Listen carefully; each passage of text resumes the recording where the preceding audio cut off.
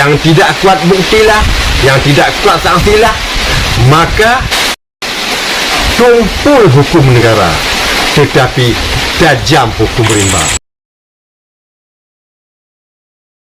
Kalian jumpa bisa termasuk sebagai duta HAM setelah Bung Alim menjuarai lomba karang hikayat bertajuk Polmas HAM.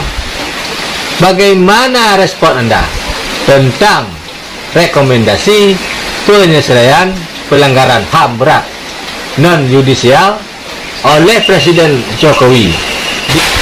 Kalau non-yudisial, korban itu dianggap korban bencana alam. Jadi bagaimana untuk mengadili alam? Padahal dilakukan itu oleh manusia. Tapi judul rekomendasi itu kan penyelesaian HAM berat. Ya, memang pemerintah sudah mengakui bahwa pelanggaran itu ada. Tetapi busur hukum di Indonesia ini untuk menghukum, untuk mengadili si pelanggar HAM itu tumpul. Yang tidak kuat buktilah, yang tidak kuat sanksilah, maka tumpul hukum negara, tetapi tajam hukum rimba. Kenapa gaung HAM Aceh sekian lama tidak selesai-selesai? Karena kalau sempat HAM Aceh ini tuntas, akan menjadi sebuah catatan sejarah besar, iaitu sebagai sejarah pelanggaran HAM atau kejahatan perang. Dan bagi orang Aceh, catatan itu penting karena catatan resmi itu boleh menjadi kunci tombak penyelesaian meraih keberhasilan perjuangan GAM. Karena pelanggaran HAM di Aceh ini, akar permasalahannya adalah menuntut kemerdekaan.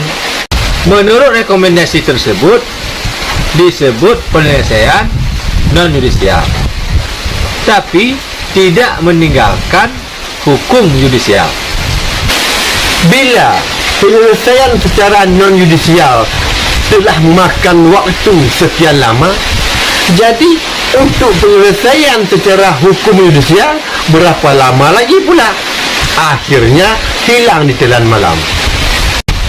Kenapa pelanggaran HAM Aceh hanya disebut 3 tempat? Dengan dipanggilnya beberapa orang untuk mewakili korban HAM berat dari 3 buah tempat tersebut, terkesan seolah-olah darah yang tertumpah dari rongga nyawa orang Aceh yang kena bantai dulu terkesan hanya setetes darah. Padahal berapa banyak korban di masa DOM, berapa banyak korban di masa bergejolak GAM dengan TNI. Maka kick off rumah gedung itu adalah BRA penutup benjolan, karena sesungguhnya tuntutan penegakan hukum pelanggaran HAM di Aceh bukan teruntuk hanya saja kepada individu, tetapi pada Aceh. Karena bila kita ngutuk saja pada bayar, terima bayar, di mana harga diri kita? Memang bagi yang telah dirugikan pantas mendapatkan itu, tetapi tidak hanya cukup itu. Wassalam.